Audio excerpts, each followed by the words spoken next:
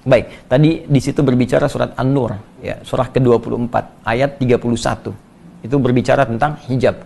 Ya, lebih tepatnya dasar hijab yang berbentuk yang paling dasar, yaitu kerudung.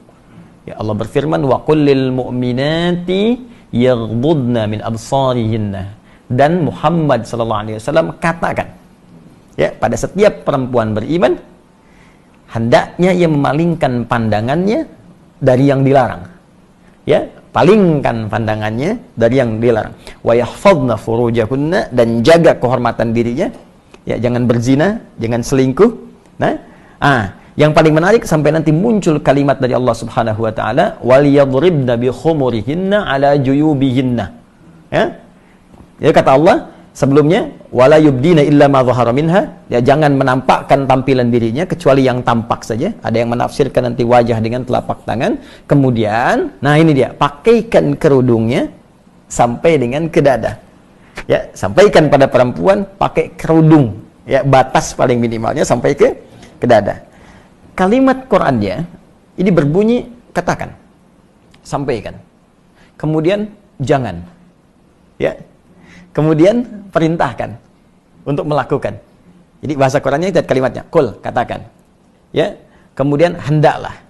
Nah, ini ketika ada satu kalimat dari atas, ya, kepada yang bawah, tingkat yang tinggi kepada yang rendah, ya, dari Allah Subhanahu wa taala tingkat paling tinggi kepada nabi utusannya, maka dalam bahasa Arab disebut amar sifatnya, perintah. So gini, saya pimpinan di perusahaan nih, ya. Anda karyawan. Saya katakan begini misalnya, tolong ke bawah, ya, baik, ambil teh di bawah, baik, maka sifatnya apa? Perintah kan? Tapi kan saya nggak katakan wajib, tidak kan? Saya katakan perintah, tolong ke bawah, ambil teh.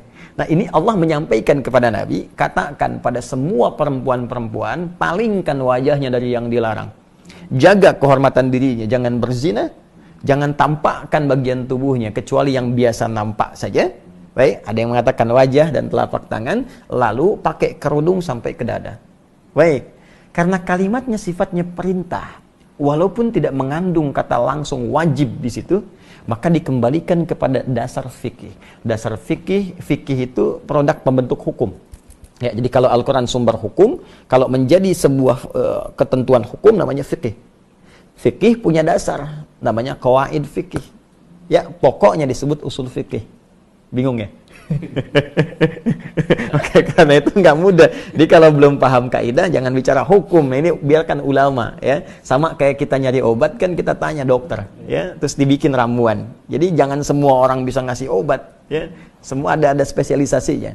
Nah, maka di usul fikih ini ada kaidah berbunyi begini: al aslu fil amri lil wujub hatta yadullad dalilu ala khilafihi. Ya, asal makna sebuah perintah itu mengandung hukum wajib. Jadi tidak harus kalimatnya langsung berkata, saya wajibkan. Muhammad katakan pada umatmu, saya wajibkan. Tidak. Jadi setiap ada unsur perintah, ya, maka sifatnya wajib. Setiap ada unsur larangan, jangan. Ya, jangan itu kan perintah untuk meninggalkan, disebut larangan. Perintah mengerjakan, perintah meninggalkan. Perintah meninggalkan disebut nahyun, larangan. Perintah mengerjakan disebut amrun, lakukan. Ya, maka sepanjang ada kalimat dari Allah, kerjakan, lakukan, itu sifatnya perintah. Maka dalam kaidah dasar fikih, dasar hukum Islam, jika ada nada perintah, maka sifatnya wajib.